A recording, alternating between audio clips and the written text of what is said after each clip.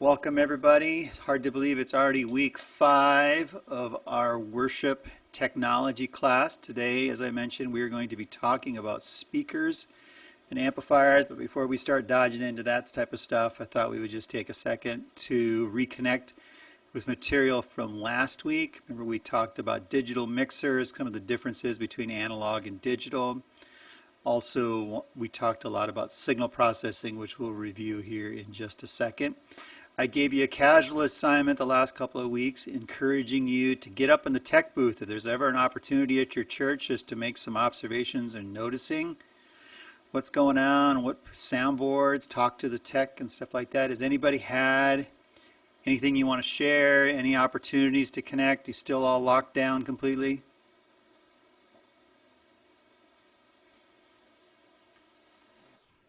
I'm going to a new church, so I'm still trying to find out who the sound guy is because we're at like in an elementary school MPA, so they're kind of hidden behind a curtain, but I'm trying to find some connection to introduce myself to them.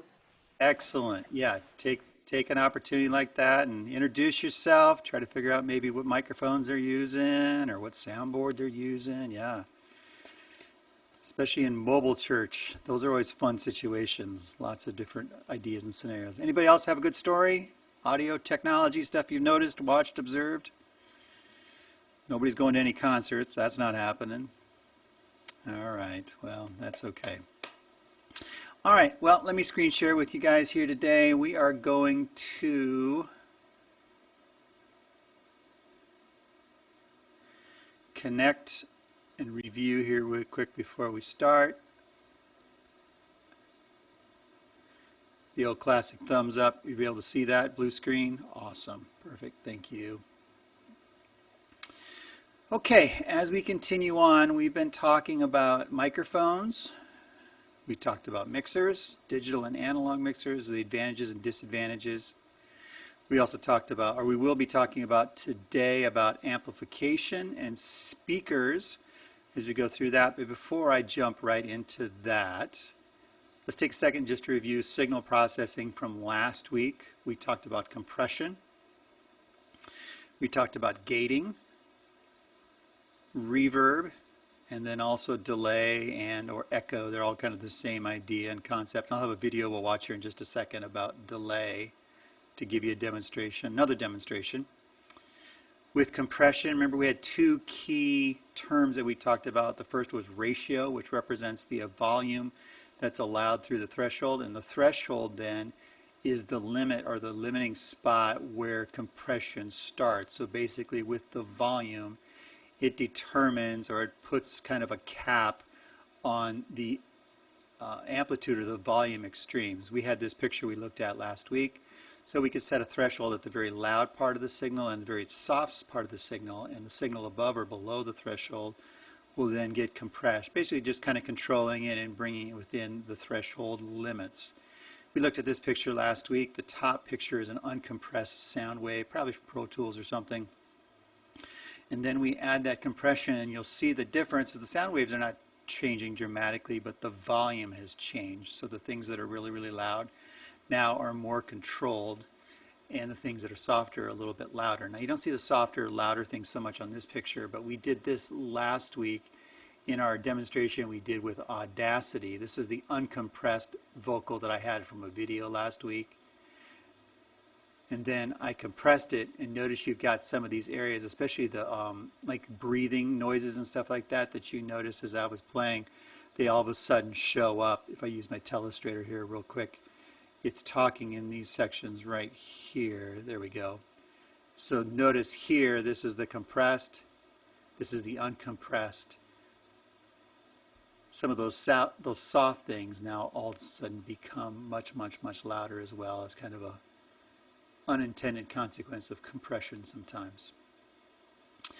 When we talked about gating, we also had the word threshold.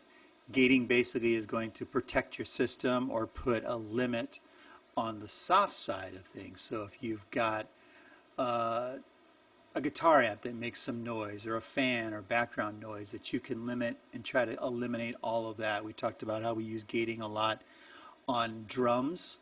So for instance, floor toms or tritoms, stuff like that, snares, kick pedals and stuff like that. We want to just get the attack or the sound of that drum, which is a very fast attack generally, and decay as well, and eliminate all the other background noise that you might find that is being created from the sound wave. So that's gating. We also talked about reverb, and what reverb creates an artificial listening environment. So basically it's going to take that same sound wave and then reproduce it really, really closely. So you're talking 1 millisecond, 2 millisecond, really, really close, as opposed to the echo, which we'll talk about here in a second. But replicating or kind of creating this altered listening environment. Really popular reverb is obviously on voices, acoustic instruments as well. Really appreciate reverb. It adds some great warmth, but as we demonstrated last week, we get too much reverb. It kind of makes it hard to understand. You lose some of that distinct, some of that clarity, especially in the human voice. And then our final one that we talked about last week was delay. And here's a good example where we have the original note, we have a delayed note, which is slightly softer, and then another delay, another delay, another delay. And again, you can alter and change and adjust all these different things, but you kind of get that effect just like a used car salesman on the radio or on TV, Sunday, Sunday, Sunday, Sunday, and something like that. So that's the concept of delay. A similar concept is with reverb, but now you're talking about a longer period of time. Last week when we said it, I think it was about a second between each gap, and you could hear that narration continuing to repeat itself. Again, on a narration, it's probably not something you would use a lot. You might use it on a key word or an ending thing like that. You hear it in a commercial or something like that, but that's the basic concept. I wanted to play a video for you today.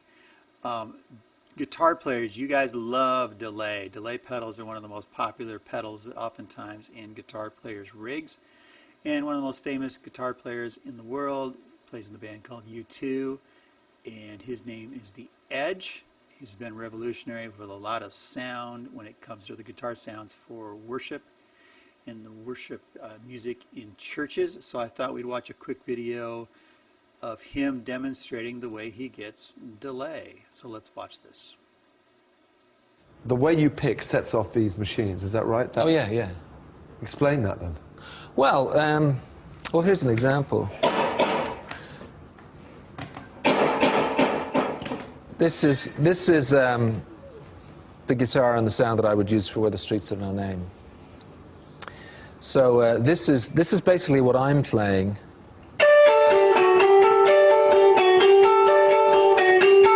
Simple part, but when I add the echo, it's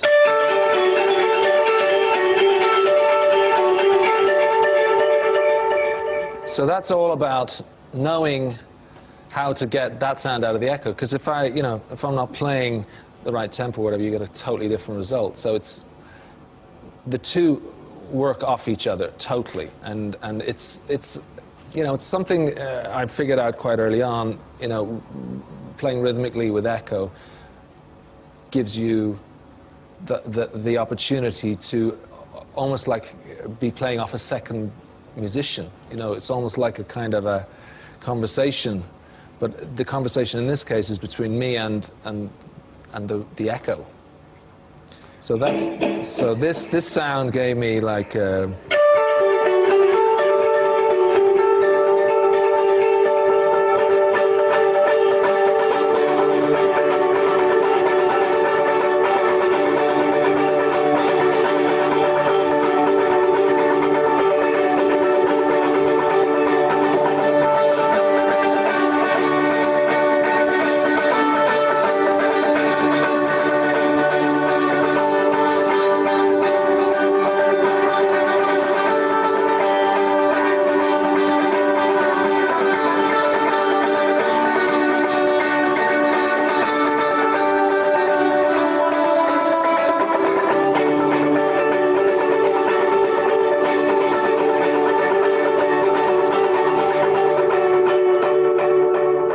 that all came out of, the right echo setting for that song. In fact, that's how the song started, was with the guitar part and the echo.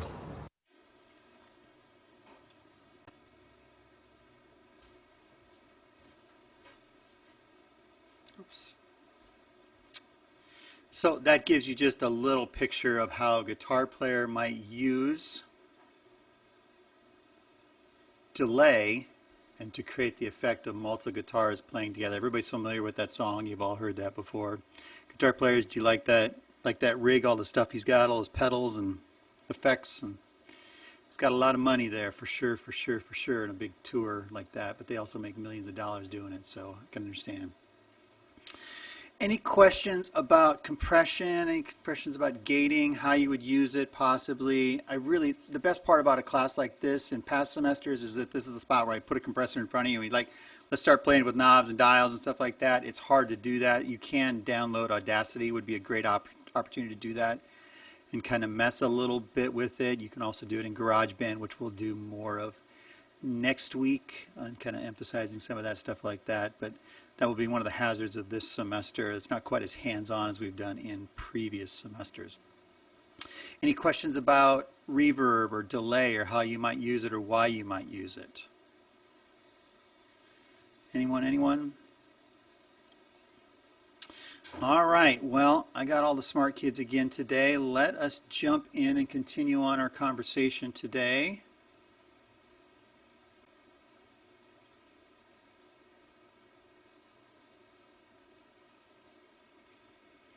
Going to talk about amplifiers today. So the job of an amplifier essentially is to make a soft noise or a soft amplitude or make a soft noise thing become louder, correct? Nothing really too fancy. They can be standalone units. As we look at our signal flow process here, we talked about microphones and mixers, amplifiers, and then we'll get to our speakers. The amplifier job is then to make the sound or the sounds that we've captured from our microphone into our mixer to make them louder before we convert those electronic sound waves into analog sound waves in our speaker setup. They can be standalone units. This is an example of just a 2-channel amplifier. The blue button there in the middle is just the power. You've got a left side and a right side, side A and B. You can see with the letters there. And then if you flip it around to the back side, you have the ability to, here's your inputs. Recognize these inputs here. These are XLR or microphone inputs. They also have 1/4-inch inputs as well, so you could use either one of those. There's channel 1, and then you've got channel 2 with your XLRs and 1/4-inches. These also can connect now a lot of times to a network, and so you can control multiple amplifiers through your computer systems. And then your outputs are here. These are speak-on connectors. These are the ones that actually they insert and then they twist and they lock into place so they don't slip out. These red and black ones here, what they refer to as banana plugs, they're not quite as secure and you don't see them as much, though some manufacturers still, like QSC, still place them on the amplifier. But essentially the signal is coming in here. It's going through all the magic in here, side A, side B, and is coming out here, and then this would plug into the speakers depending on your speaker setup. Here's your power outlet on that, which is going to go on the wall just like a normal standard IEC plug. We also see amplifiers in a number of different other ways. We have our guitar amplifiers, correct, for our guitar players. There's a beautiful Fender Princeton Reverb. The amplifier is really kind of on the top of this where all you have the buttons and knobs.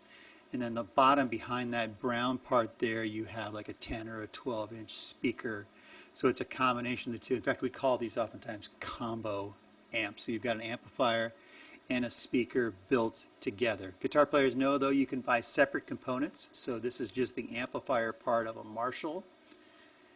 And then you add the speaker. So behind that Marshall insignia and that black cloth, there could be 4 like 10-inch or 12-inch speakers that you combine the two pieces together. The head and the cabinet is what they'll often refer to as separate components on a bigger guitar rig. Bass players have the same scenario. So this is a 500-watt bass amplifier made by Hartke. This is a combo amp, so the amplifier is kind of the top buttons there. And you got some EQ as well. You notice it says treble and mid-range and bass and things like that that you can adjust, as well as the volume. But the signal is going to come into the input. It's going to get amplified or made louder. And then going to go to the speaker on the bottom. Bass players really like to have combo amps, but they also like separate amps. So this is just the head of a bass for a bass player, so input, and you've got a little bit of EQing and stuff going on here. Even a little bit of a parametric, not parametric, but sweepable, where you can adjust and kind of dial in where your frequencies would be. And then you could combine that with what we refer to as a 410 cabinet. So behind that gray and white speaker grill cloth, there are 4 10-inch speakers that are hidden behind that. They would combine the two pieces together.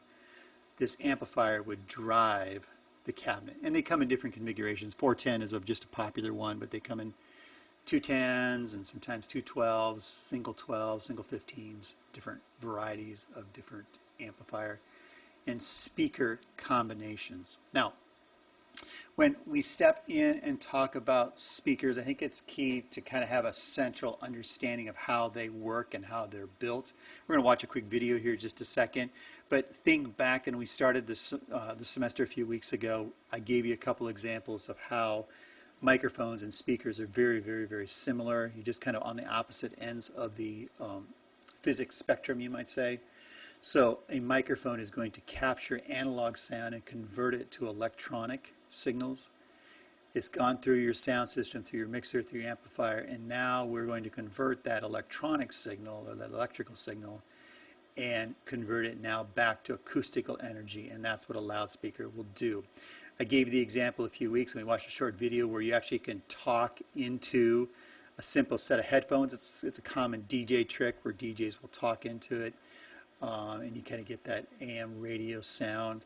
So that'd be a good example. Back in the old recording studio days, sometimes they would even take loudspeakers and place them in front of their sound sources and reverse the polarity and use them as microphones to capture the sound. So very similar properties on both ends of the spectrums with loudspeakers and with microphones. Let's watch this quick video here. It's a how-to, how are speakers made, so it'll give you a little bit of sense.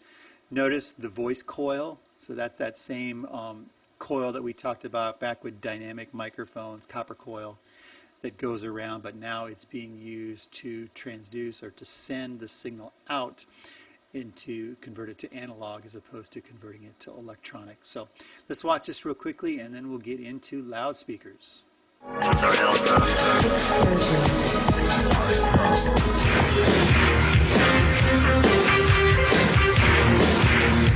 Loudspeakers contain at least 2 magnet and cone assemblies known as drivers. They're typically housed in a box called the speaker enclosure. To build the internal magnetic structure, the factory begins by cutting 2 plates of iron, each about 13 millimeters thick. They go one at a time onto a lathe. First, the machining tool smooths and evens out the surfaces, getting rid of the marks the saw made. Then it cuts out a small hole in the center of one plate and a larger hole in the center of the other. Next, they cut a smaller and thicker round piece of iron called the core. A reamer bores a large hole through it. They apply super high-strength epoxy glue to the core and to the back plate, the plate with the smaller hole. They glue and screw the pieces together because the bond has to be strong enough to withstand intense magnetic pull. They glue a foam filter in the hole to ensure the vibrating cone doesn't draw in dust and cause internal damage. Now they spread glue on the narrow end of what's called the metal basket, a die-cast aluminum frame that will hold the magnetic structure and cone. They screw the front plate, the plate with the bigger hole, onto the glued surface. Then they glue the underside of the front plate and one side of a ferrite, a ceramic ring made from iron powder. After adhering the ferrite to the front plate, they apply glue to the other side of the ferrite, then flip the basket over to attach the back plate. The core fits through the large hole in the front plate. They insert shims to center it while the glue dries. After screwing terminals to the basket, they put the entire structure they've just assembled into a magnetizing machine. With 600 volts of direct current, the machine creates positive and negative poles, transforming the magnetic structure into a permanent magnet, meaning it has a constant magnetic field around it. Now they wind the voice coil, the electromagnet that will interact with the permanent magnet. An electromagnet is an object that generates a magnetic field only when there's a current running through it. They wind enamel-insulated copper wire, gluing it to a rigid plastic sheet.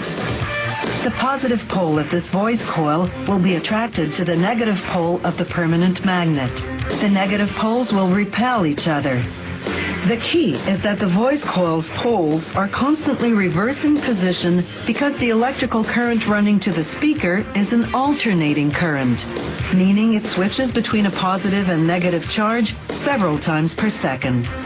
This makes the magnets attract and repel each other continuously, causing the voice coil to move back and forth rapidly.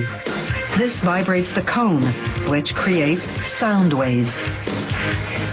After slipping the voice coil between the front plate and the core, they glue on the bottom suspension, flexible fabric rings that move with the voice coil and prevent it from rubbing on the magnetic structure. Next, they glue the cone. It's usually made of cardboard, plastic, or metal. Then they solder the electrical connections. The current coming from the amplifier travels by wire to the two terminals. The terminal wires connect to the voice coil wires. After making sure the cone moves freely without rubbing, they glue on a rigid cardboard cap to keep out dust. The last step is to take the speaker for an audio test drive. They connect it to a machine that transmits different frequencies. They make sure the movement of the voice coil and cone isn't obstructed in any way. Then a computer device analyzes the sound waves the driver sends out. Two-way speaker systems have two drivers in each enclosure, a woofer and a tweeter. A woofer has a large cone that vibrates more slowly for low frequencies. A tweeter has a small cone that vibrates quickly for high frequencies. Three-way systems have a third driver with a medium-sized cone for the mid-ranges. Check this out.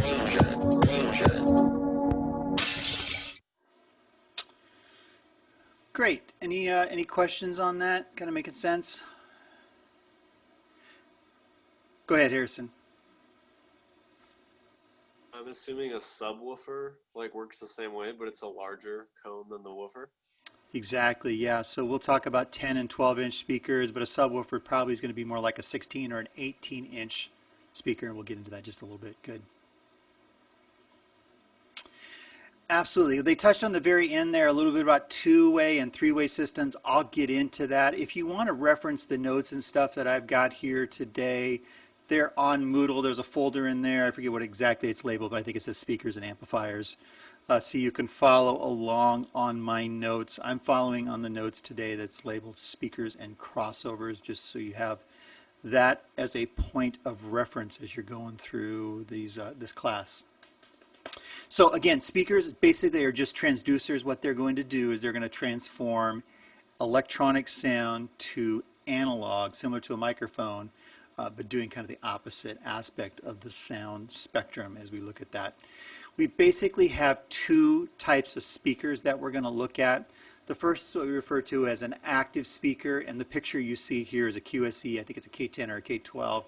It's an active speaker, and what that means is that the amplifier is built into it. So like your bass players and your combo amps for your guitar players, the amplifier is built into the back side of this speaker, and I'll show you the back side here in just a second.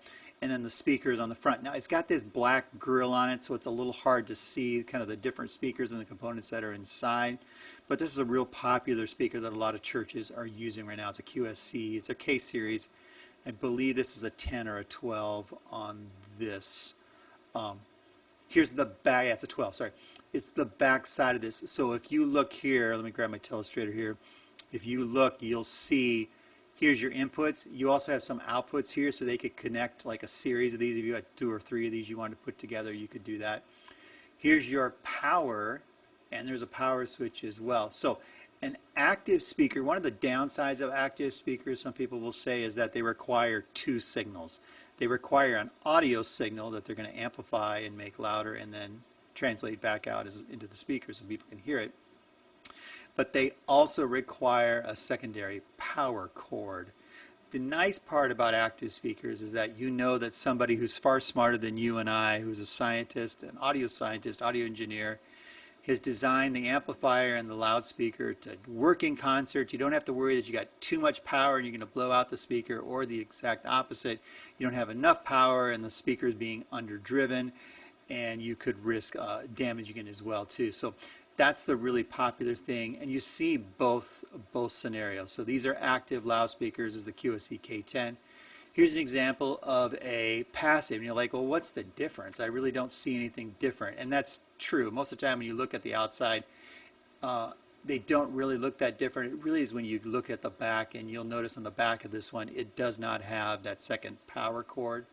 So you have your speak-on inputs, which are right here, connectors, and a 1/4 inch input, and then a through if you wanted to combine a series of these together. And it gives you an example there in the back to not combine any more than 4 of these in series based on their impedance and ohms, which are definitions that I'm not even going to get into with you guys today.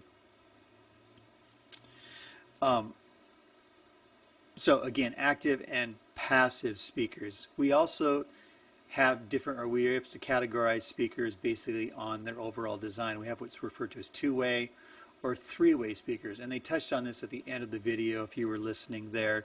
And the key component here is what we refer to as a crossover. Let me talk about this just a little bit to get you a sense of what's going on.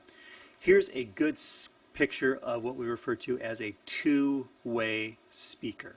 So what a 2-way speaker is going to do is it's going to divide up the sound spectrum, and we'll just use the term or the numbers 20 hertz all the way to 20,000 hertz. And this sounds familiar because this goes back to our discussion about wavelength, period, frequency, all those different things that we talked about in the first couple of weeks of class. Now, this speaker isn't going to, and it's not designed to replicate everything from 20 hertz to 20 kilohertz. But for our example here, basically that upper hole or that upper circle that you're looking at the top up in this area here, this portion of the speaker, this top kind of rectangularly with kind of a frowny face going on here, this is designed to translate or to reproduce the higher frequencies. So let's say above 1K. Right? So the higher frequencies are going to go through that portion of the speaker, and the lower frequencies are going to go through this lower section, which is more of a circle here, which is similar to what we were looking at when we were watching the video. Now, why is this important? Well, you've all experienced this, but let me explain it a little bit. You've all had an opportunity where somebody has sent you a birthday card or a Christmas card, and it plays a song. Everybody experienced that? You've all gotten one of those, you know, you can go into the Hallmark store or the Target and go into the section. Now, it's funny, it's cool, it's kind of it adds a nice little dynamic to just reading the beautiful poem. You actually get a song, something to brighten your day. But I'm sure you've all noticed that the sound quality is not real great, right? So you don't get a lot of the low ends, you don't get a lot of the high ends, you're getting a lot of the mid-range. Has anybody ever taken one of those cards apart, like dissected it, take the top and the bottom and found the speaker in between? Harrison's nodding his head. I usually do it in class, like we'll huddle around, I'll cut one apart and we'll kind of have some fun with it. It has a little speaker that's no bigger, as you can imagine, a card. It's probably no bigger than a dime or a $50 maybe at the most. They're relatively small. It's not really designed to replicate, there you go, to replicate everything from 20 hertz all the way to 20 kilohertz. What audio physicists or audio engineers have figured out that basically it's best to kind of split up that full spectrum of hearing into multiple generations. So you may put one set of your speakers or a portion of your speaker system that's designed to catch the low frequencies. So let's say everything from 200 hertz down below. You may have speakers in your system that are designed for the mid-range, so they go from 200 hertz to 2000 hertz or 2K, working on that mid-range. And that's more of what that middle circle that you're looking at there on that speaker for the Mackie here would do. And then you would have a portion of your speaker system which is designed to replicate the sound waves that are above 2K, so 2K all the way to 20,000 hertz. We saw this in our video a few weeks ago when we were watching the Mythbusters. Those were all subwoofers that were designed to replicate low frequencies.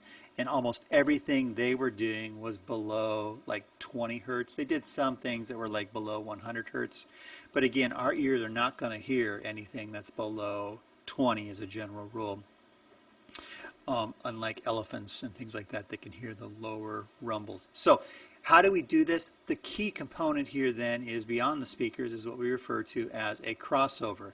And a crossover you could think about is basically an audio engineer police officer. So he's directing traffic is what he's doing. So a crossover is a combination of a high pass and a low pass filter.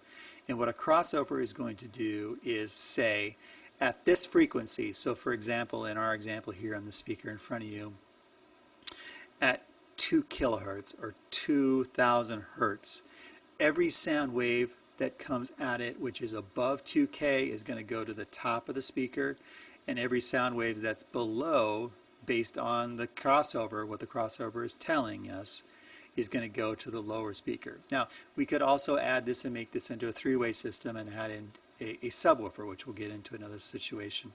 We've also got speakers as opposed to two-way speakers. We might have a three-way speaker, and I'll show you some pictures of those in just a second here and kind of demonstrate what something like that would look like. If we put it on a graph, you'll notice here we've got our green, which is our high-pass filter, which is allowing the high stuff getting through, and we've got our red, which is our low-pass filter, centering around about 300 or 350 hertz.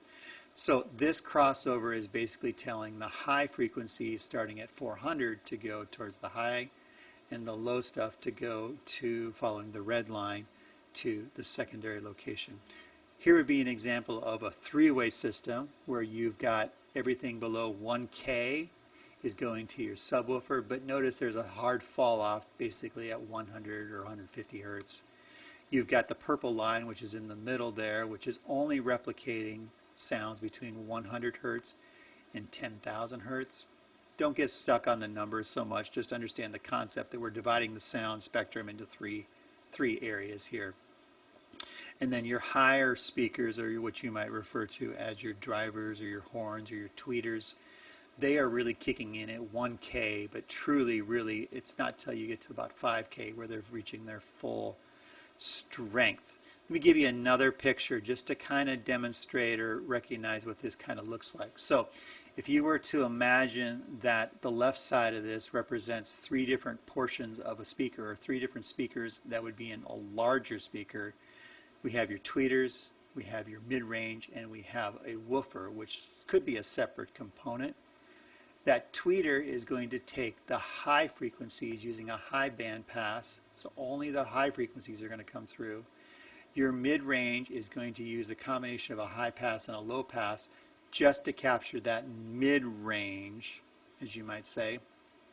And then using a low pass filter on the lower part, that is where that woofer, that subwoofer, would allow just those lower frequencies to pass through. Here's a good picture of a real speaker that would kind of match up if you put them side by side. Here's the picture we were just at, tweeter, mid-range, woofer. If you look at this picture here, you'll see that your tweeter is up here, your mid-range is here, and your woofer, or your lower frequencies, are coming from here.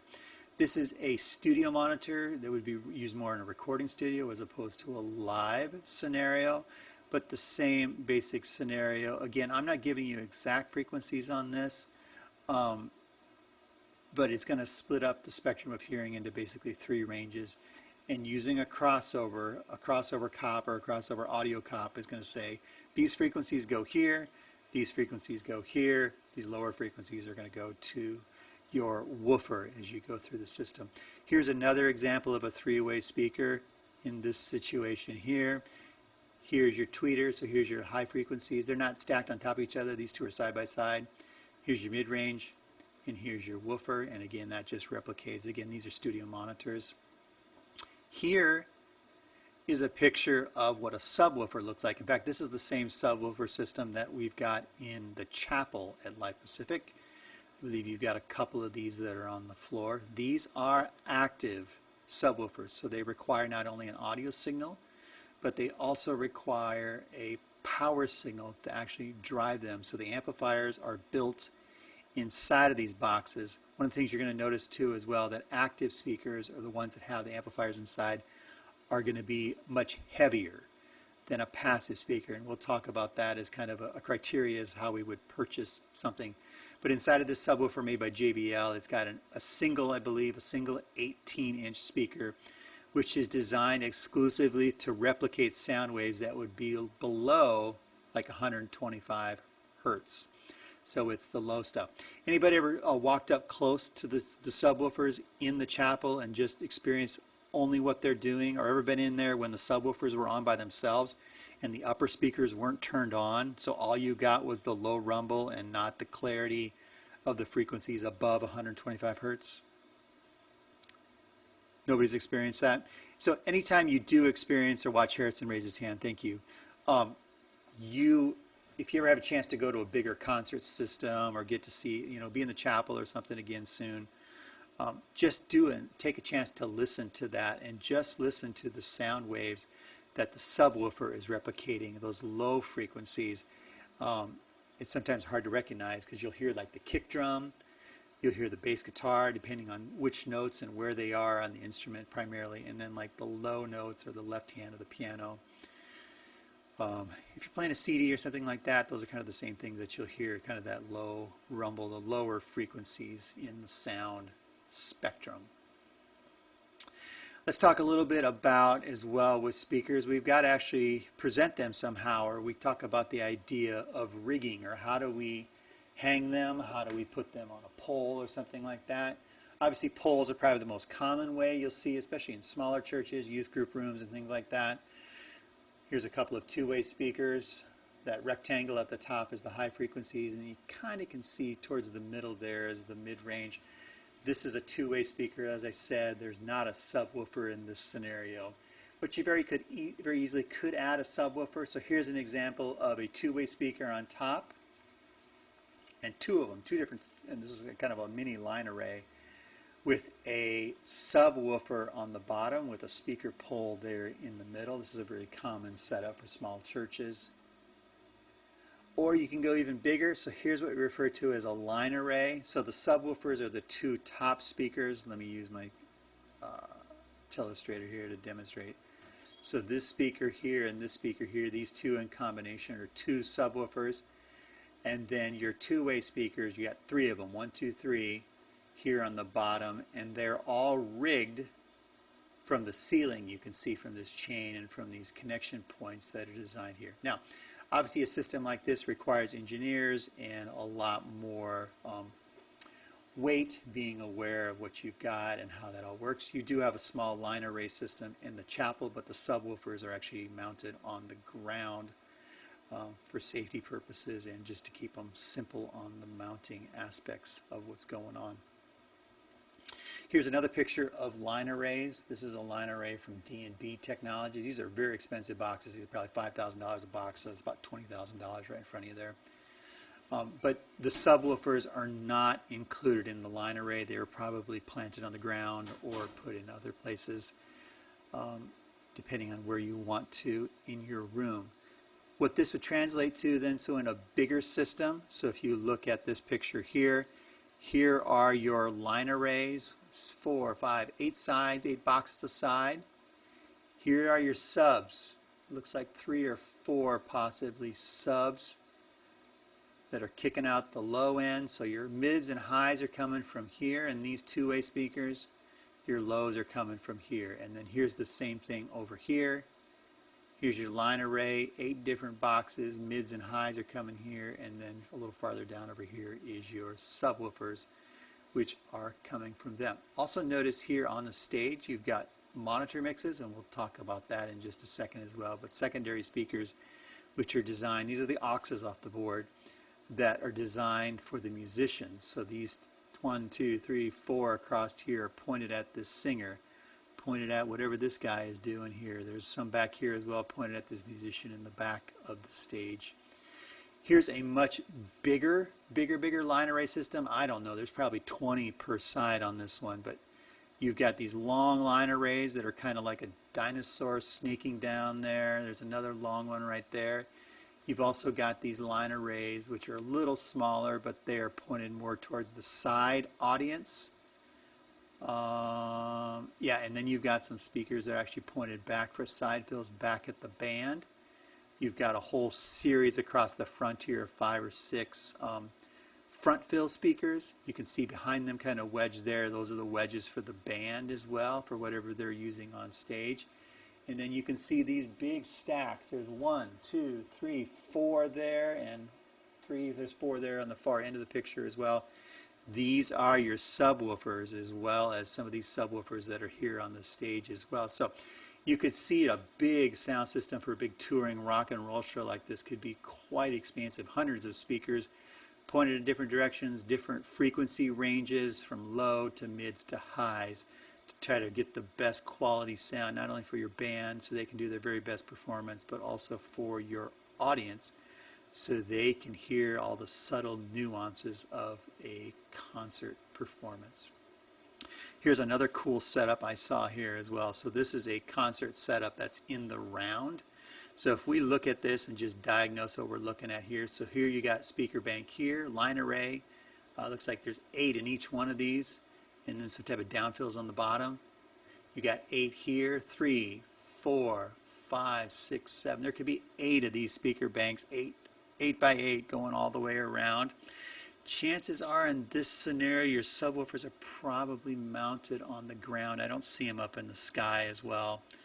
And then this is all for screens and lighting. You can see rigging and stuff behind there. So, but this is a real expansive sound system that's designed to be in the middle of an arena, and then the sound emanates or flows out from the middle to the various recesses of the room. Let me just breathe real quick a second. Any questions you guys have? 2-way, 3-way speakers, subwoofers as opposed to tweeters?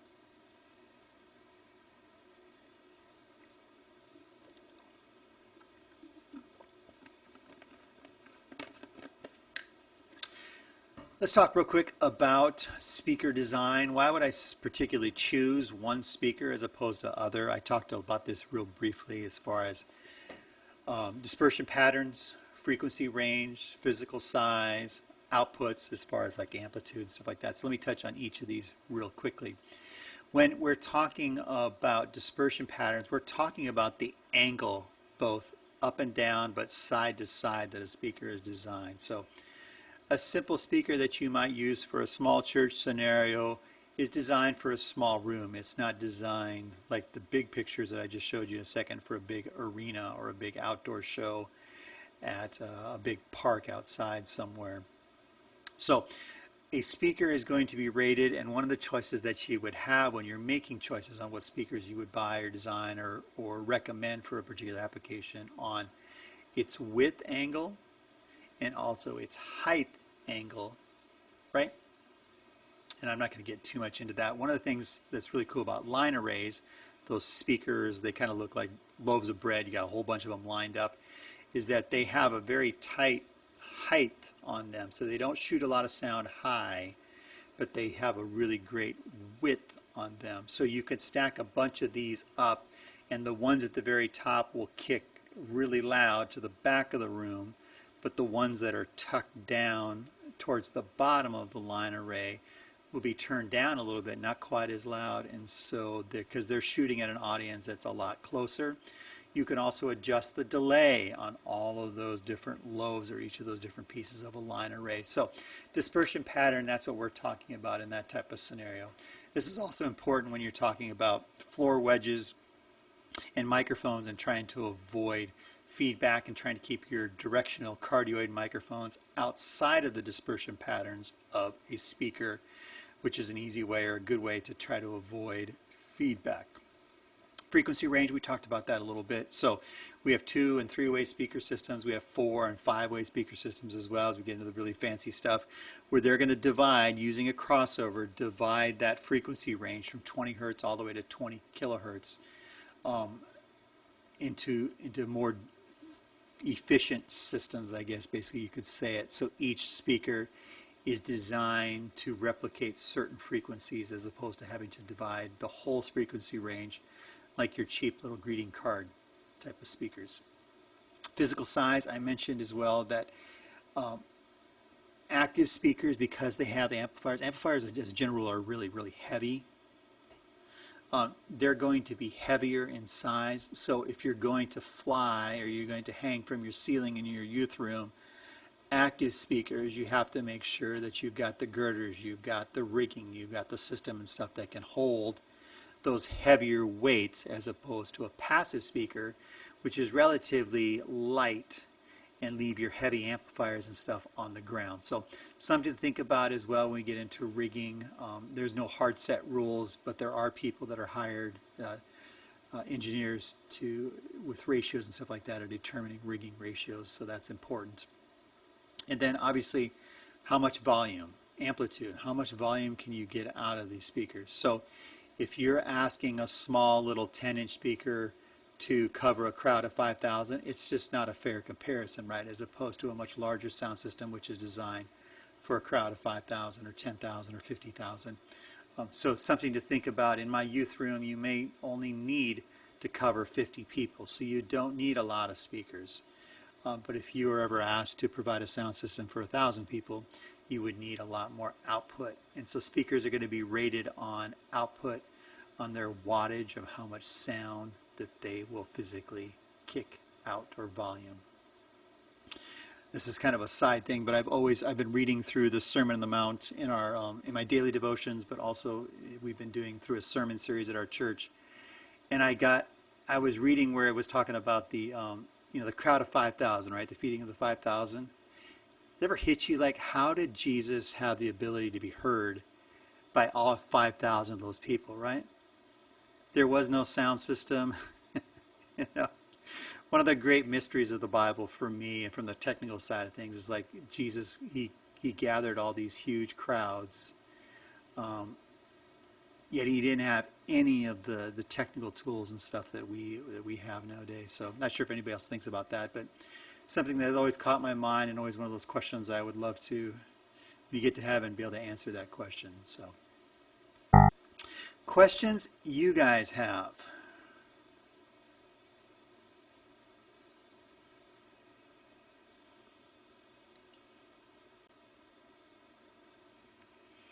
Anybody?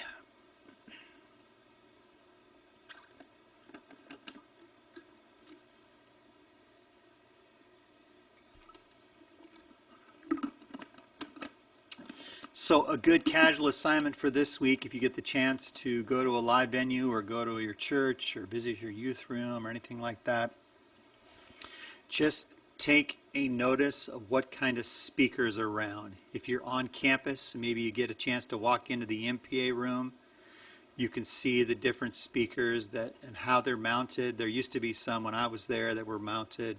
I think the ceiling brackets are still there last time I was in the MPA room.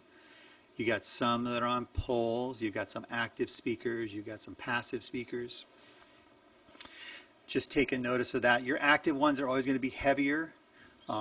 That's always kind of one of the downsides of it. But one of the advantages is that you know that, like, your wattage, you're not going to underpower it, because you know that the engineers at the factory have designed it to not be underpowered or overpowered in that type of scenario as well.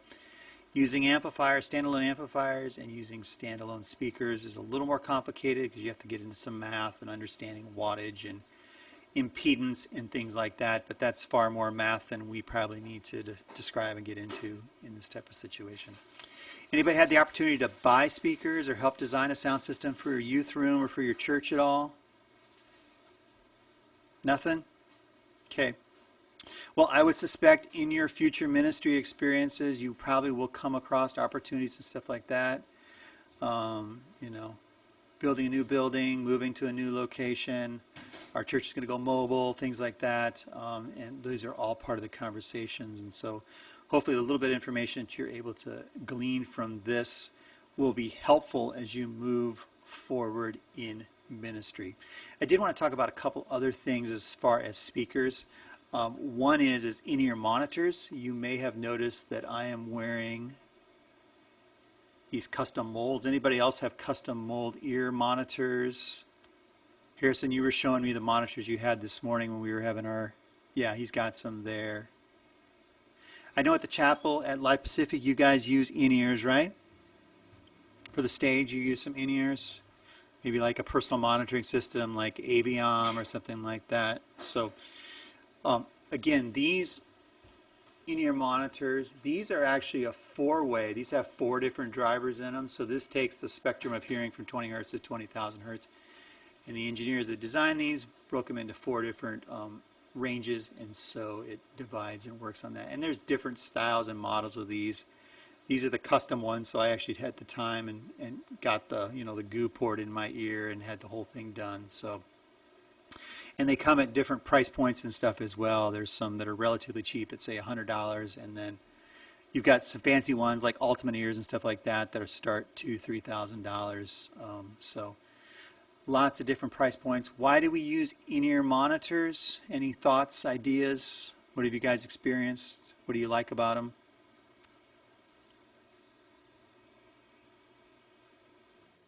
I like the inner monitors because you can also, from what I experienced, you can like adjust the volume for like who you can hear louder.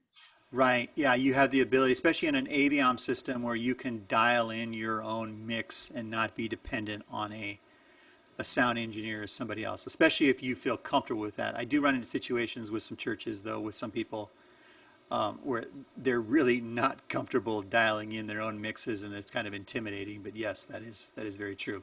What are other advantages of in-ear monitors? You guys have used them enough? Yeah. I personally like them because I'm a drummer and drums are very loud. And if you're in a drum cage, all the sound is isolated, so it's all going to you. So I use like tips that block out sound from the outside, so I can like purely hear Yeah. everything that's outside. Yeah, that's good. Yeah, I'll talk about it in a second here, but they greatly reduce stage volume is one of the huge advantages. Some people don't like in-ear monitors as well because of the same thing you're talking about, though, Harrison, is that the kind of the isolation factor is they feel too isolated, like they're not sure exactly. Vocals will say that sometimes, like, I have no sense of what's going on in the room. I can't hear people singing. I can't hear people sneezing, clapping, heckling, any of those things, right? What are other things that you like or dislike about in-ear monitors? I agree with Soraya in that I liked the personal mix because I just remember one rehearsal where this older lady was singing all sorts of crazy harmonies, and I was like, oh my lord, and I turned her all the way down. That is the advantage. Yeah, I don't want that singer. Let me get rid of them in my mix. Boom, they're gone. Yep. Anybody else? What are other things that you've noticed? Everybody had the chance to use? Marco, Erwin, have you had a chance to use in-ears before? What do you like about them? What do you dislike about them? It's all right. We can go either way. Dislike, I think I agree with what's been said already. I like the fact that you can protect your ears, as Harrison was saying, or I think that's what I understood, that you can protect your ears from really loud noises, controlling the stage volume. And I just don't like how disconnected you can be from the experience or from the performance. That's, yeah. And there's some things that can be done, but yeah, it is challenging. Marco, you want anything you want to add?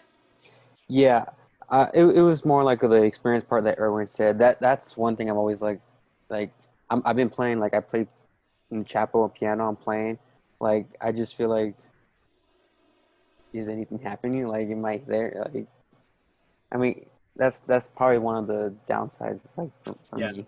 yeah, absolutely, yeah. I can remember when I first started using in-ears and stuff like that, it took a little bit of a transition, and I see a lot of times like the guys that are older than me, or kind of like my age, or older, even if they're well-seasoned musicians, they have a tendency to be like, I just like an open wedge. I'm so used to that, you know, and a lot of them have lost their high-end hearing as well. And then it's like my generation or your guys' generation, so much more has embraced the in-ears, the ear protection, the isolation, stuff like that we talked about. The other big thing that churches and why they're using in-ear monitors as well is because of stems, right, or pre-recorded tracks and things like that. So a lot of churches are using pre-recorded drum tracks and pre-recorded keyboard tracks and guitars and all kinds, and not just churches, but tours and stuff as well. A tremendous amount of the concert and live stuff that you're hearing nowadays is using pre-recorded material. Do they teach an Ableton class at school at Life Pacific? Anybody use Ableton before? It's a popular software package. It's similar to Pro Tools, but it's really designed for live playback, you know, senior big concert tours and stuff like that too. So, and in that situation, because a lot of those pre-recorded tracks or those stems have guide tracks and stuff and elements, or they'll have a click track, or they'll have a metronome type of thing playing in the backdrop for reference to kind of keep everybody locked in and so they don't fall apart. You don't want those things in an open speaker wedge because then your audience could hear them as well. Some churches will use systems as well that have like, they'll have a human voice that'll say like verse 2, 3, 4, chorus 2, 3. Have y'all used those before, like guide tracks?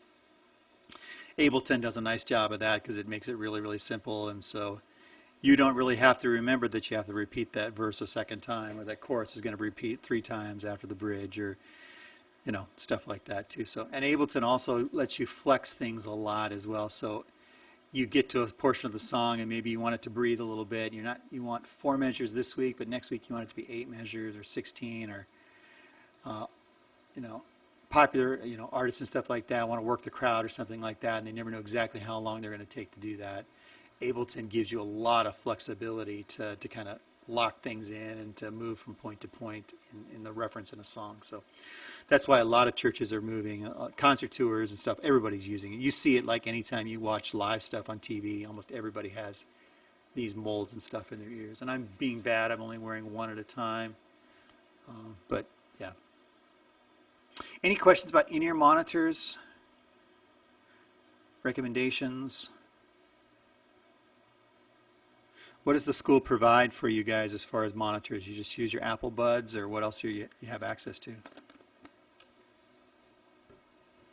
I don't know what model or brand they are, but they're kind of just like cheap in-ear like headphones that have like silicone. Right. The silicone, and then they use AVMs. They don't use packs.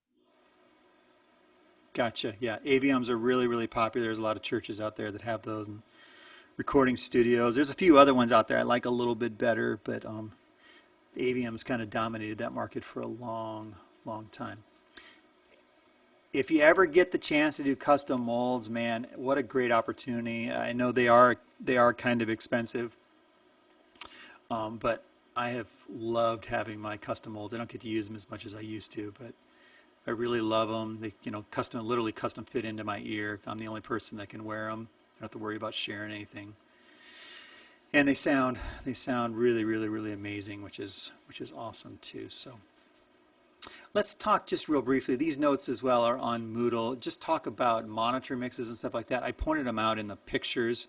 These are the mixes that are designed for the people that are generally on stage. So your worship leaders, for your pastors, your drummers, your keyboard players, regardless if that's going to be an in-ear mix or if that's going to be an open speaker, an open floor monitor wedge that's positioned on the stage. Most churches still have a few wedges. They don't have everybody on ears for a variety of reasons, preferences, all kinds of stuff like that.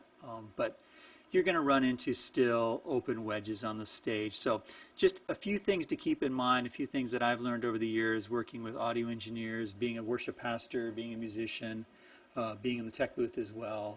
Just a few things to keep in mind. First of all, one of the things I always want to encourage for our tech staff is that recognizing that rehearsals and times when we're practicing are just as important for the tech staff as they are for the worship team. Now, your perspective may be as a worship pastor, but to think about like what I'm doing as a worship pastor, the lyrics that I'm doing, the order of a song, where's that guitar solo going to be, all those things that I'm thinking about as a worship pastor, it's really important for my tech team to be able to practice and rehearse that. So I always encourage to make sure And we schedule at our church that all of our audio people, our lyric people are there the same time the musicians are. They can actively involve in the process. I've been surprised by how many times I've been at churches and the sound guy just shows up at the last minute. There's no point of reference of what happened. So it puts the person, it puts the volunteer, puts the sound engineer, puts the band, everybody in a difficult situation. Many of you wrote about in the last couple of weeks that article about why does my sound wedge sound so much different in rehearsal as opposed to the live event? And they contributed it all to adrenaline, which is not true, but yeah, that's a perfect example of a situation where you've made the rehearsal portion of your service, or the rehearsal portion of your time, far less important than the live portion. So I encourage my I expect my lyric people to be there early so they know the roadmap, so they can rehearse all that stuff. That's how the big churches are doing it. So as much as you can from the worship leader standpoint, and also if you're a person who's going to find yourself in ministry more on the tech side of things, to really take serious and really consider those times of rehearsal as being very, very, very, very valuable to the overall picture of what's going on. Harrison, you raised your hand. Were you agreeing with me?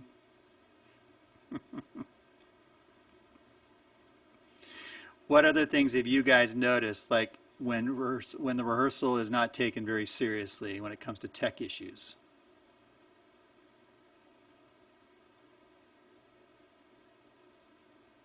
As a general rule, it doesn't go very well.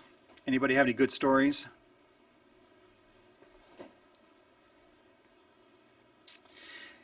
All right, so other things to think about when doing monitor mixes. One is you need to really listen to stage volume. We talked about that briefly. Tone, instrumentation. So when I'm doing sound, I always want to take just a mental sense of who's in the band, or an inventory, you might say, mental inventory of what's in the band. So if I've got two guitar players, I have a sense of what each of them is playing. Is one of them an acoustic guitar? Is one electric? If I got two electric guitars, like, is one of them going to play more lead stuff and one of them going to play more rhythm? I mean, these are the same things that you guys talk about as musicians, right? If I've got 5 or 4 or 3 singers on the stage, like, I'm making a mental note, that person is singing melody. Maybe it's only on this song, or that person's going to sing harmony, or that guy is singing the tenor part and that girl is singing the alto part. So just having a sense, your musical abilities, I find that's one of the biggest challenges for a lot of audio engineers, is they don't necessarily have a tremendous amount of musical skill. And the best audio engineers I've ever worked with are always musicians. They've always got that as a secondary tool. So they understand that that guitar player is playing rhythm and that guitar player is playing lead, right? How many times have I noticed, like, that the sound guy doesn't recognize the difference between the bass guitar and the electric guitar? Like, they're guitars and they kind of look the same, but you ever notice the bass guitar has thicker strings? He's playing in the low register.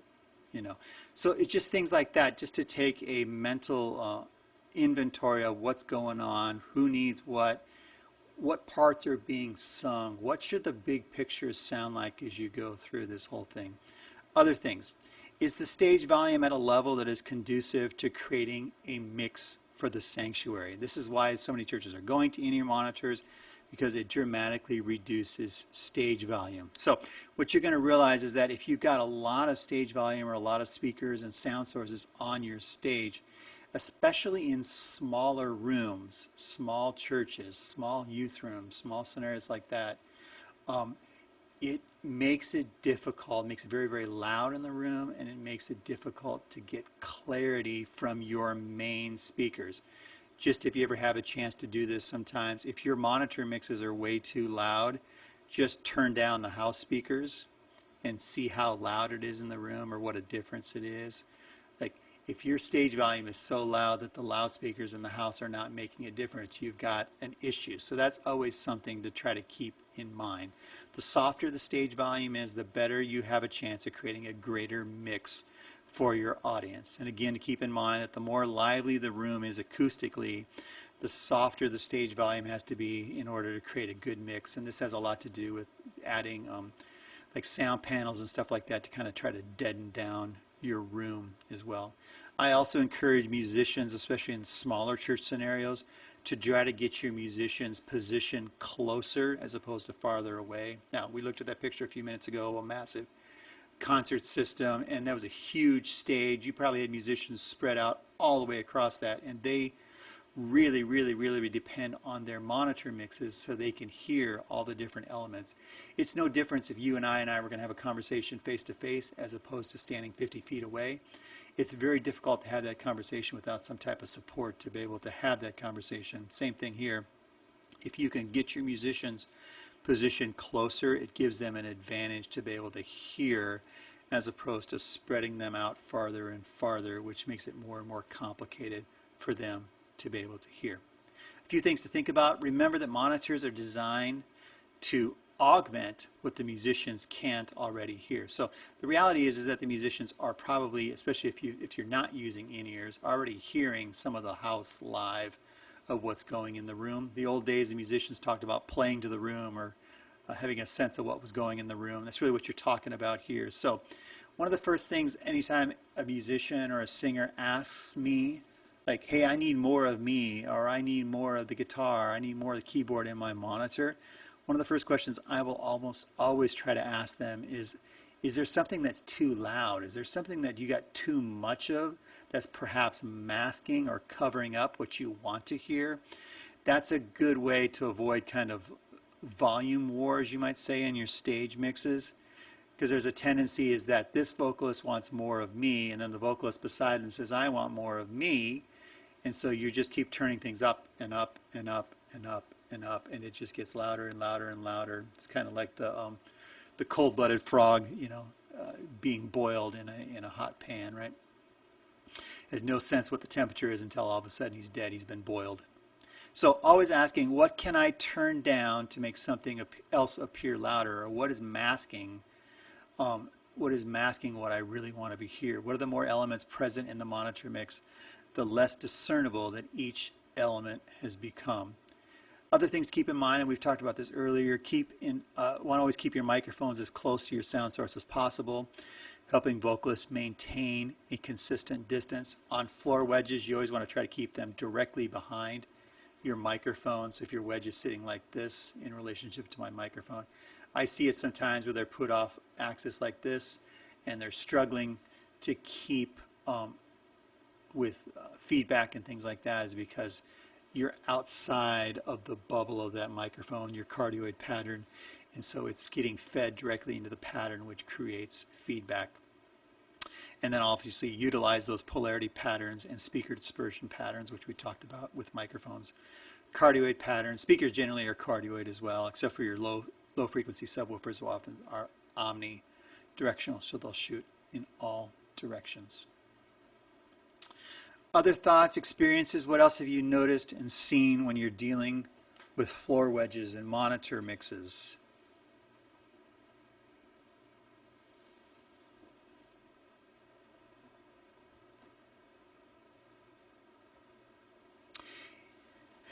Do you find that if your monitor mix sounds better, feels better, you play better, you sing better, you perform better? Pretty simple. What about the opposite? Anybody have any experiences where it was really difficult to sing, to play, to do what you were doing, to drum, because your monitor was just atrocious? I see lots of nodding heads, yeah. Yeah, it can really affect. Most big touring scenarios will travel, big churches as well, will have somebody whose job is just dedicated to monitors. Like that's all they do. In fact, it's said in the touring industry that oftentimes your best audio engineer is your monitor engineer, and your second guy is actually the guy that they put in front of house. The reason being is that Taylor Swift or whoever your favorite artist is, keeping them happy is more important than the crowds. The crowds will always show up. There'll always be somebody to show up and pay their tickets. But if Taylor Swift is unhappy, then nobody's happy, right? So yeah, monitor mixers, oftentimes they are the lead engineer on a tour. It's your monitor guy. And if you think about it, they're having to deal with 16, 20, 22, 24 different mixes. Each musician has a separate mix. Each vocalist has a separate mix. You may have multiple mixes for a drummer or things like that. So, and the front of house guy, really all he has to do is make sure it sounds good in the house. One mix as you dial it in. So you wouldn't think it'd be that way, but that is really more true in the industry. Questions, comments, observations? You all good? All right.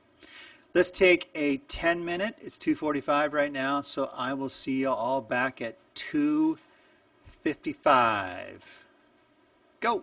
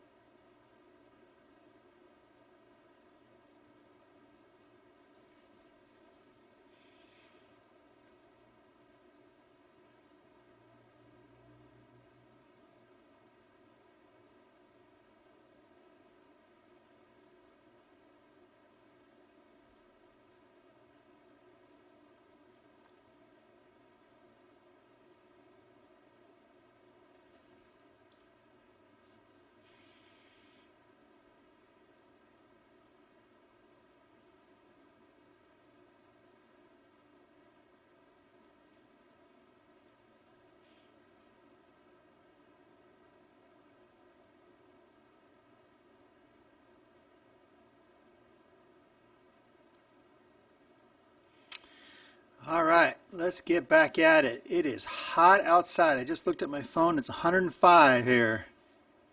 Oh my. What's it like up in Palmdale, Marco?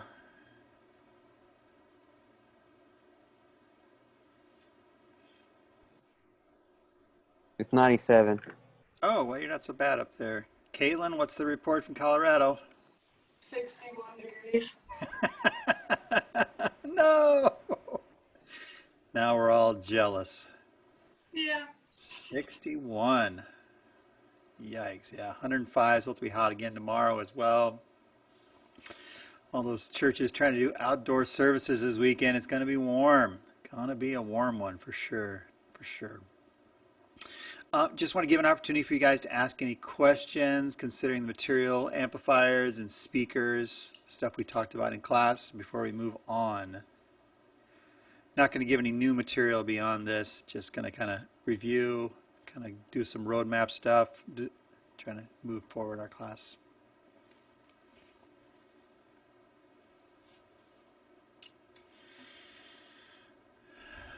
All righty. Well, then let's go to Moodle here real quick. So let me share my screen with you.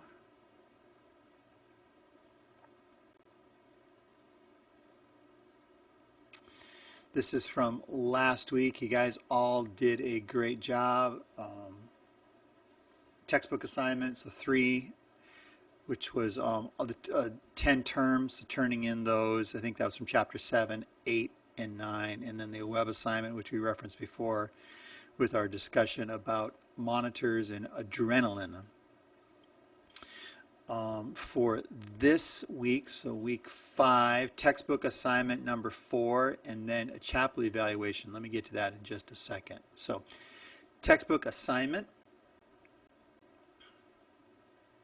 This is now chapter 9 and chapter 10. These are lighting chapters in our book.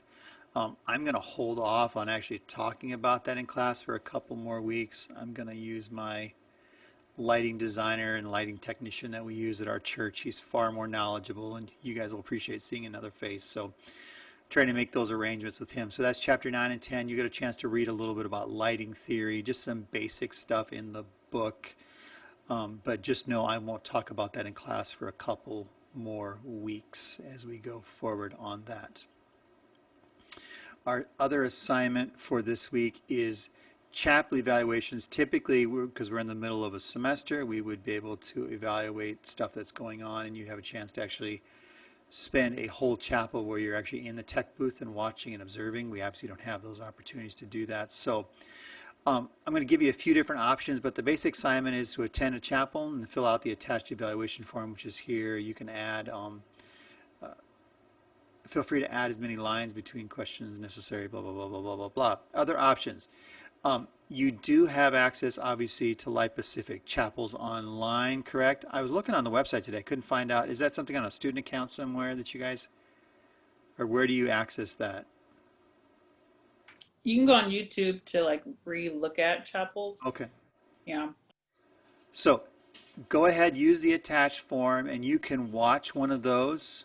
Obviously, you guys all have to participate in chapels and stuff like that. So it's kind of a redundant assignment because it's something that you're already involved in. But now we are watching and observing for technology. So audio, lighting, video, what are the things that you're noticing? Good, but also what are the things that you're going to be critical about as well? It's okay to be critical. It's okay to kind of analyze and think, I'd like this better, or this could go better if we did this, or that really stunk. Oh my gosh, you can't believe the audio guy was having all kinds of trouble. So that is one option. Other option is if you want to, you could use your own local church scenario. If you're doing a live gathering, that's great. Or if you've got an online opportunity as well. So if you've got another opportunity, which would be similar to a chapel scenario or a service, to again evaluate the technology. Don't give me sermon notes about exegesis and making sure that the pastor spoke the right words or something didn't match up or the communion was all messed up. But we're looking exclusively audio, video, and lighting. Another option, if you have a favorite church or something that you enjoy watching, or a favorite other connection ministry that's out there that does services, feel free to use that instead. Just note it at the top of the page what you actually watched and observed, just so I have a point of reference. I would encourage you, if you want to, as an option, you could watch my work. I work for a church named Christian Assembly, and I included the link there in the description.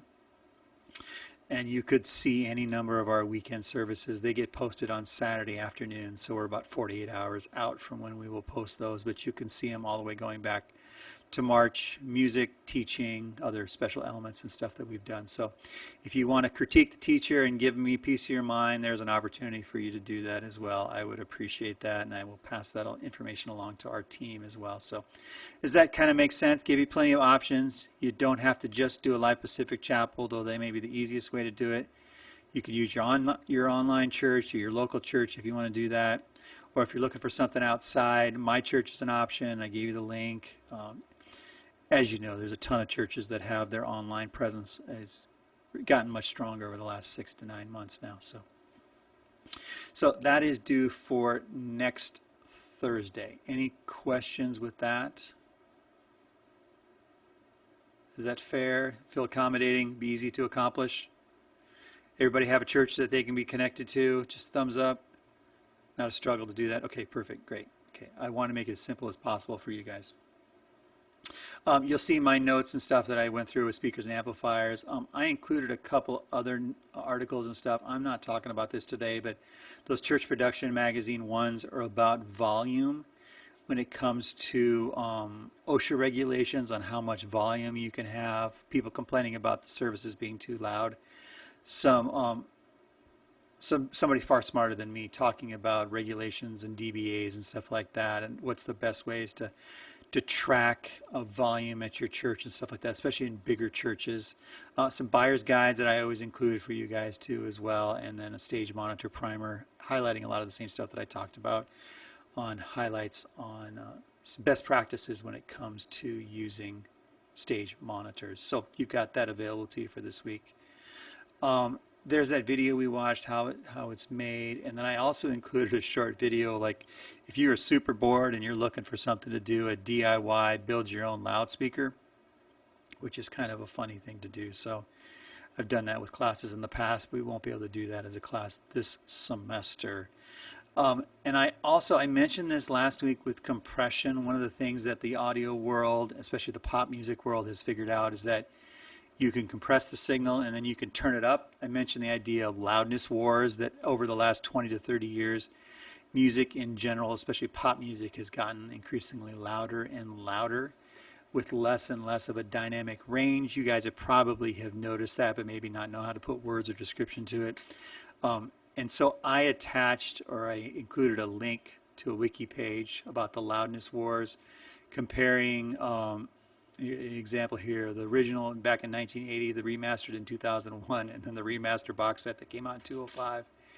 I forget what the name of the song was, but just comparing what that looks like and how they've used compression in good and bad ways to make things inherently louder. So if you thought I was just blowing smoke last week when I was talking about loudness wars, that is an article for your point of reference.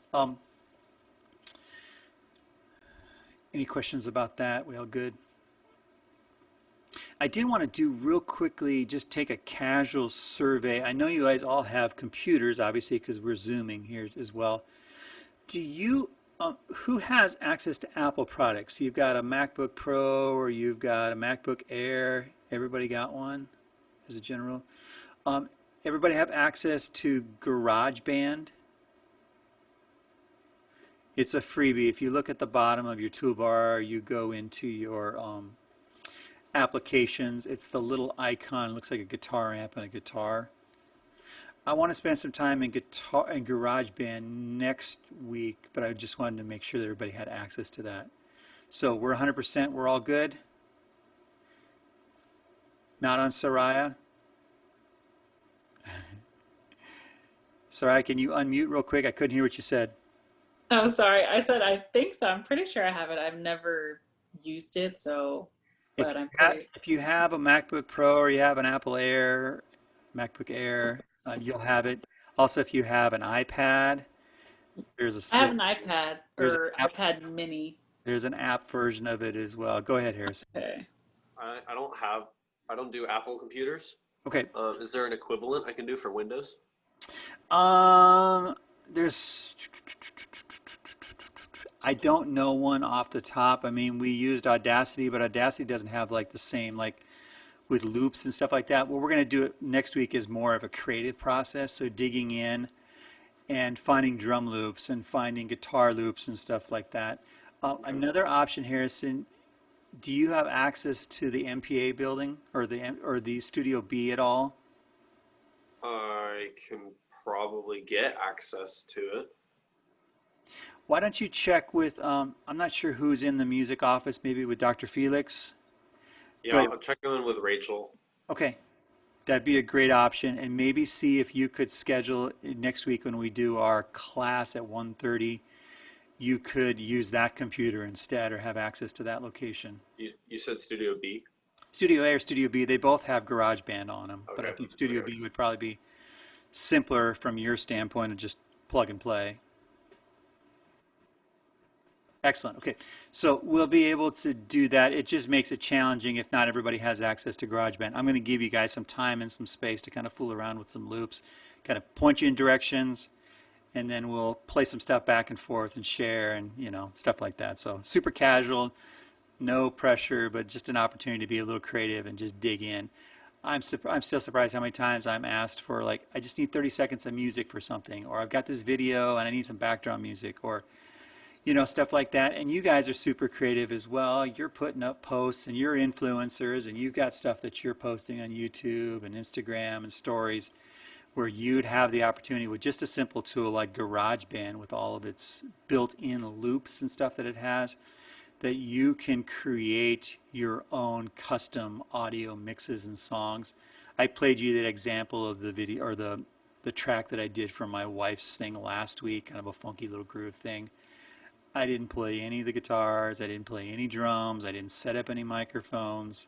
The only thing I played in was the bass part, but I did it with MIDI keyboard. So just requires a little bit of creativity, and some software to be able to do that. So we'll do that together as a class. So thank you for your help on that. Looking at my list here real quick. All right, yeah, so read chapter 9, chapter 10 for the textbook, do the chapel observation, your church, another church. Good. All right, let me share my screen one last time just for review purposes.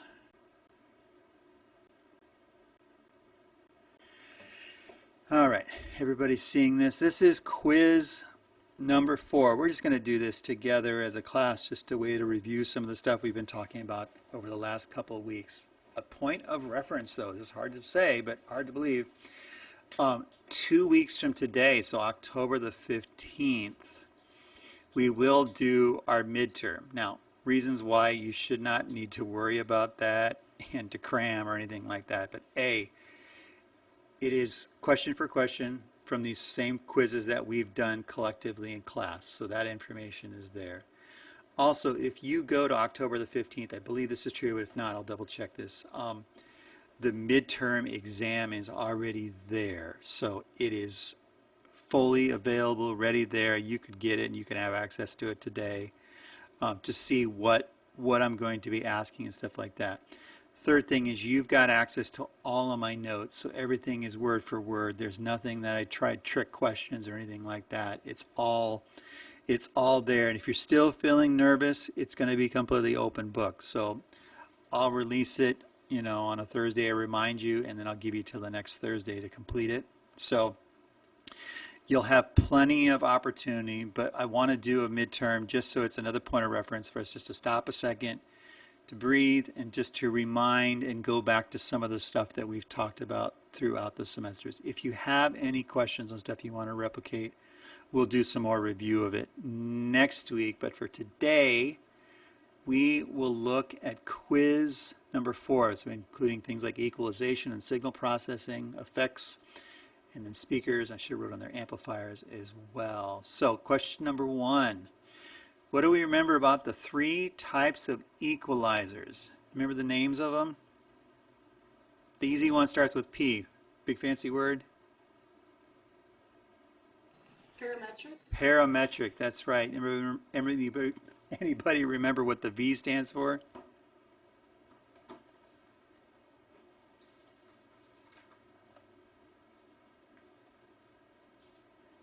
Stands for variable, right? And F was for fixed. So fixed, variable, and parametric. Sometimes we also call fixed ones graphic equalizers. Those are the ones where they got lots of little sliders all the way across the spectrum of hearing, like 15, 31 bands, stuff like that. And then explain their level of controls. Really, all I want you to recognize in this situation is that fixed has the least amount of control and parametric has the most volume of control, right? Parametrics are becoming far more popular, especially now in the digital realm, because they're software plugins, they're easy to use, and you can control almost every different aspect when it comes to equalization. What a fixed frequency equalizer will do is that take that spectrum of hearing from 20 hertz to 20K, and it will break it up into regions essentially, and you have just the ability to turn up and down in amplitude each of those individual regions. Variable is going to give you a little bit more. This is more on like an analog sound console, analog mixer, where it's going to give you fixed bands like the graphic equalizer, but it's going to give you a little bit of ability, especially on like the mid-range, to kind of sweep them a little bit, to kind of dial them into better ranges. But it still has very limited control, as opposed to the parametric, which then allows you to sweep it across the bandwidth, choose specific frequencies, and then that Q concept where you can take the bandwidth and you can dial it in on specific places. So if I have an issue at 250 hertz, I can dial the Q into a very large number. Remember, it's counterintuitive. Large numbers mean tight bandwidths. And I can make that alteration either up or down. Or if I have a larger bandwidth that I want to adjust, I can alter and adjust the parametric. But the key thing is fixed, variable, parametric. Parametric has the most control. Ah, yes. Number 2, we talked about it today. What's the 2 basic types of speakers? Erwin, you got this one?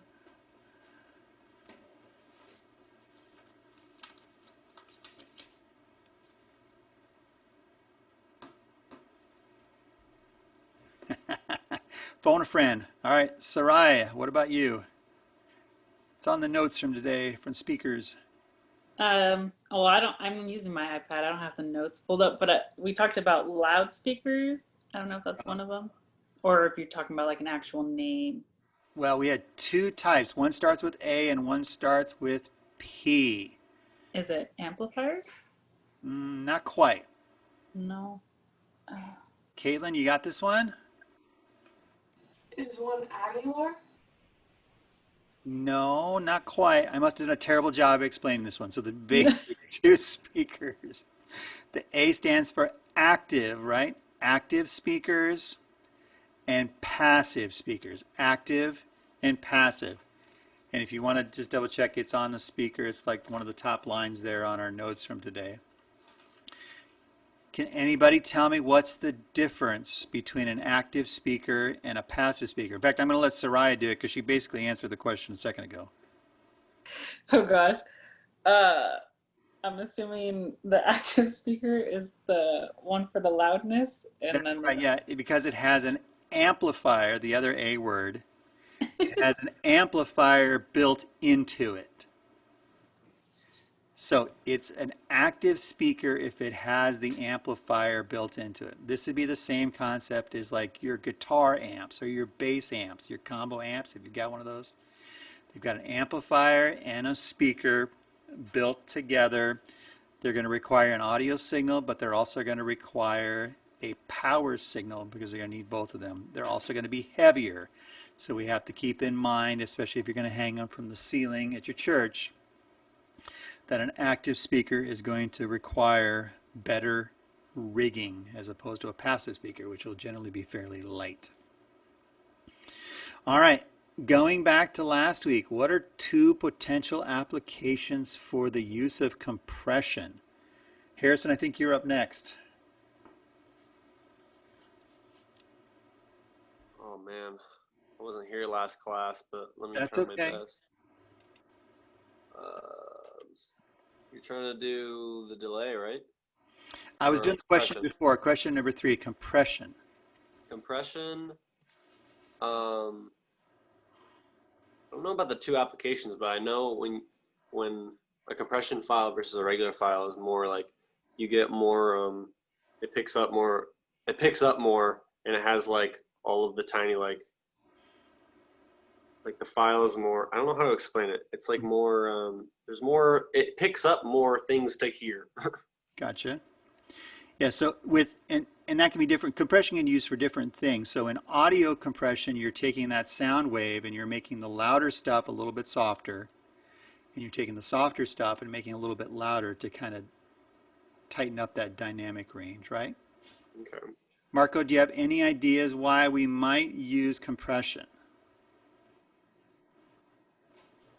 Um, one is definitely like just to check, like just to like lower down the volume level, like the loudness of it. Yeah, exactly. Yeah, see, you want to control the dynamic range. So I gave you the example last week of a singer as opposed to somebody who's speaking into a microphone. Generally, the act of singing is louder than speaking into a microphone. So there's a difference, and so you may want to compress or try to balance those things out. So they're basically, you're not as a sound guy having to chase the sound all the time. The second reason that we use compression is really for protecting our system. We have the idea of limiting. So we don't want people screaming into microphones and blowing out speakers, right? So you could put a compressor or a limiter on the system to protect it so it doesn't blow it out, right? You see a lot of these, especially in TV and broadcast world as well. They'll have what they call brick wall limiters. And what they do is that regardless of the signal that's being generated, it's the last thing that goes out before it heads out to the satellite, that it's going to limit how loud something could ever be. So by the time it gets to your TV or to your computer or whatever device you're using to watch that show on the network or NBC or cable TV or ESPN, it's going to limit how loud that could be so you don't damage your speakers. Does that make sense?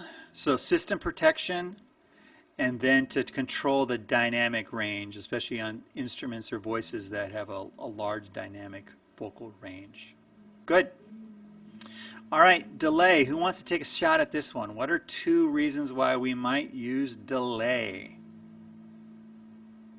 Anybody got one?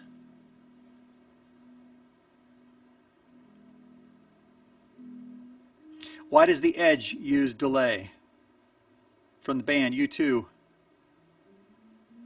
He does it to like. He uses that as a controlled delay. Like Right. he purposely uses it so that like if he plays one note and then the second note, the first note will play while he's playing the second note. So he can sync it up and create different sounds with it. Exactly, yeah. So it's a cool effect, right? It's the same reason that they can use it for used car salesmen or, you know, advertising. They use it as a cool effect to emphasize a certain concept or certain words, whatever that is going to be. So cool effect. That's the first reason we use delay. The second reason we use delay is for really big sound systems to compensate for the speed of sound as opposed to the speed of electricity, right?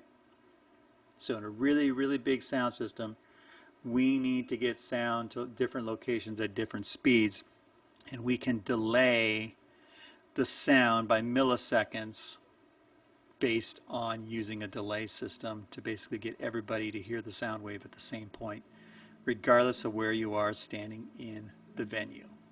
So those are two reasons for delay. All right, let's do some T's and F's. Trues and falses here. So a crossover, this is a little bit tricky one here. True or false, a crossover works as a combination parametric EQ and limiter.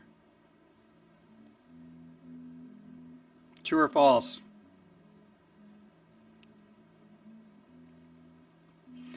false. That's right. That's right. Anybody want to guess what the correct words would be there?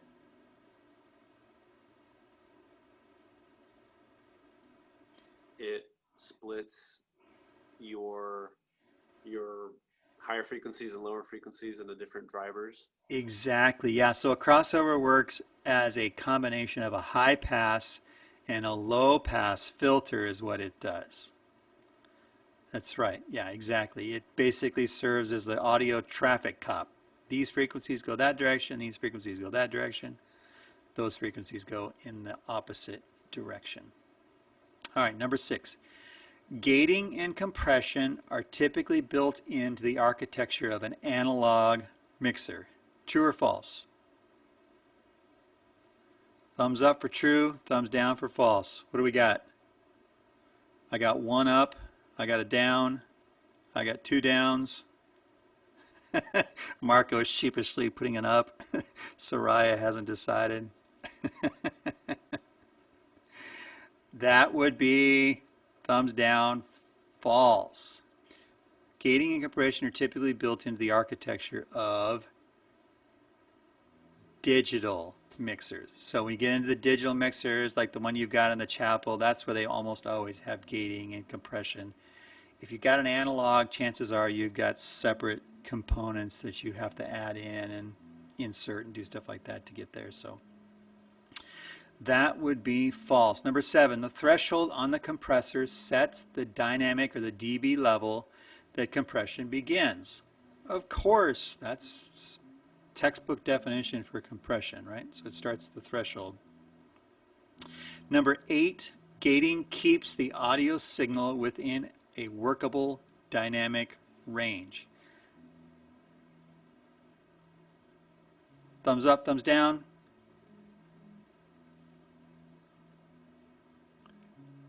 Couple ups, 3 ups. All right, we're voting up. It's actually down. 8 and 9 are reversed, right?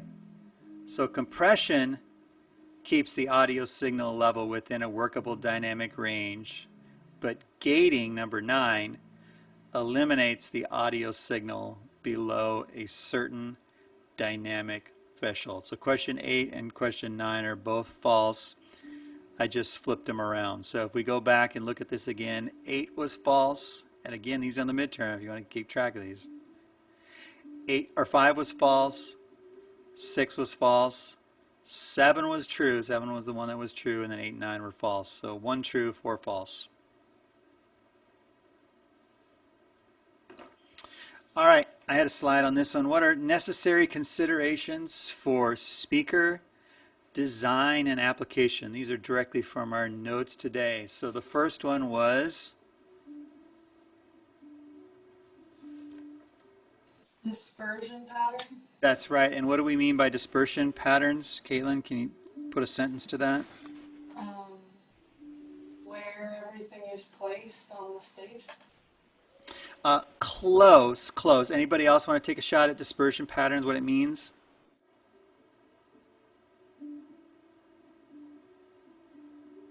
So it basically represents the horizontal and the vertical, the way the sound is coming out. Think of it as like a garden hose, right? Remember, you can put those little connectors on the bottom and you can spray your brothers and sisters in the backyard, you know, or spray your parents type of thing. So it's dispersing the water in a wide range. And on those little garden hose attachment sprayers, if you pull it a little tighter, it shoots much straighter, right? Much more like a fire hose, stronger. If you kind of push it down a little bit, it sprays a lot wider. So some speakers are designed for a wide dispersion. Others are designed for tighter. Others are designed for like wider on the horizontal and not tall. So things like that to keep in mind. All right. Second one. Harrison, what's the second consideration?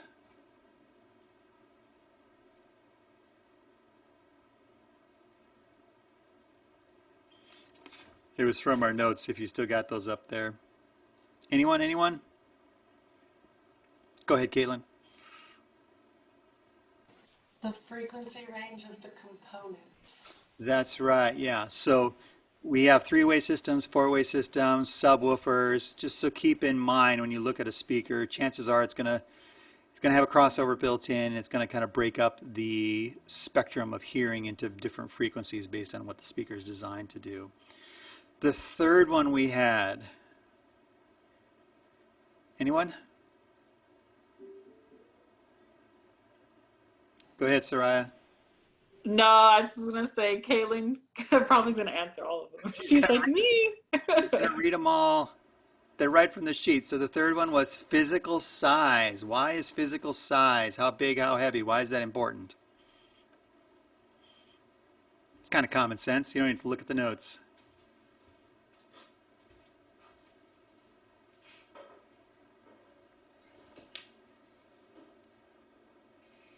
Marco, you got any ideas? Well, the size is just people carrying equipment and stuff, like heaviness, short people like me. You're in a mobile church, man, big heavy speakers. You don't want to do that, right? That's tough.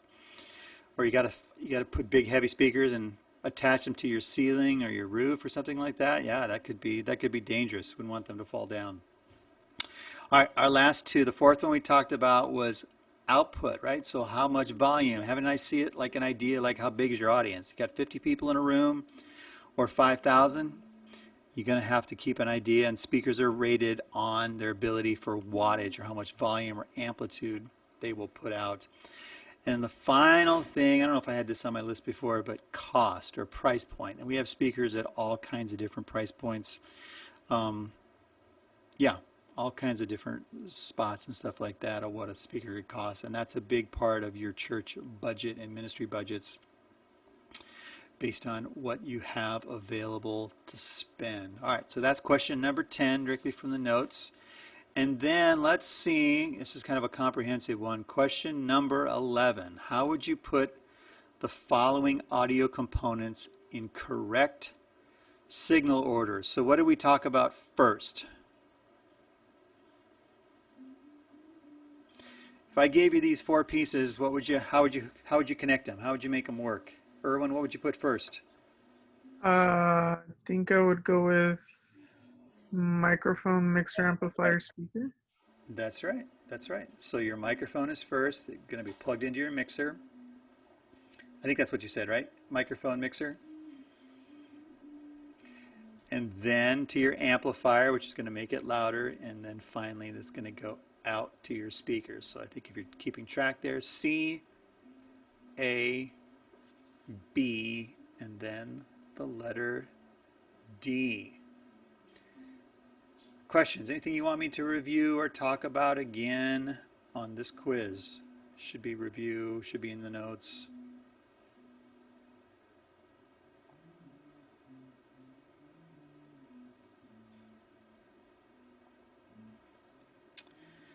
All right. Let me just look at my notes here real quick and make sure I'm hitting everything that I wanted to talk about today. Yeah, I think so. All right, information, was it, just give me some feedback. Is this helpful? Is it interesting? Did you learn anything today? Harrison, what's one thing you learned? I learned about the, I personally just interested in the speakers and monitors. So for monitors, seeing how they were made was pretty cool. I liked how it showed like them magnetizing it and like slipping it in place and stuff. It was pretty sick. Yeah. There's a lot of those type of videos and stuff, you know, how they were made in the audio world and stuff. So there's some good ones on YouTube. Very cool. Marco, what's something you learned today? What's something you'll take with you in ministry? Honestly, it was like the speakers, like you know how one of them like will play like the higher frequencies and the lower one will play the lower frequency. Honestly, like that was like something I always wondered as a kid. I'm just like, what the heck is this hole on top of the speaker? Yeah. So that's where the higher frequencies are coming through, generally on the top of the speaker, as opposed to the mid-range or the low range in a subwoofer. And I've had many times where the speakers didn't get turned on and only the subwoofers were on, and you just kind of get this low rumble, like, where's that coming from? What's going on? And you realize that the rest of the speakers haven't been turned on, yeah. Erwin, what's one of your takeaways for today? I think mine's was the two-way speaker and the three-way speaker for sure too. Yeah. What is Union City Church? What kind of speakers do you guys have? Do you have any idea? Ah, dang! Now that you ask, I have no clue. But they're hanging up. They're like the Oh, it's curved ones, and mounted. they're hanging up on the. Yeah, Yeah. they're If they're mounted, they're a little harder to get to. Obviously, I'm not encouraging you to get on top of a tall ladder to try to figure it out, but if they're on the floor or they're on poles or sticks, as they say, you could check that out. Perfect. All right. Soraya, what is one takeaway that you've got for today? Mostly for me, like, because I am into the recording. Awesome. So just like going over like compression again and like delay and like all that stuff. And like making it like actually applied to like what I'm doing in my lessons. I'm like, oh, like this is connecting more so, and it just makes it more like practical for me. Have you, like when you're recording a vocal or something like that, have you used compression before? And so you have a better understanding of how you would use it? Well, I haven't done the vocal yet. Like I've done in the past. I don't remember what I did. Right. But like right now I'm just doing instrument, but I'll be doing vocals I think next week. Yeah. Because I'm trying to record my song right now. So Yeah. yeah. Compression, especially in the recording studio world, the recording world, compression really gets used on a lot of different things to kind of tighten up the volume essentially. Yeah. That's good. That's good. All right, Caitlin, what's your takeaway besides the fact you're in a cooler environment than the rest of us? Well, I liked learning that the crossover is like the mix of the combination of the high and low pass filter, and it's the audio engineer's police officer. There you go. Yeah, it's sending all the frequencies in the proper locations. Awesome. Awesome. All right, folks. Well, that's what I've got for today. I will see you all next week. Don't forget to, we'll do some GarageBand next week. So we're going to spend a little more time being creative and a little less of me talking. I think we can all share audio, so that should work out already. And yeah, get a chance to be creative and kind of come up with some different ideas.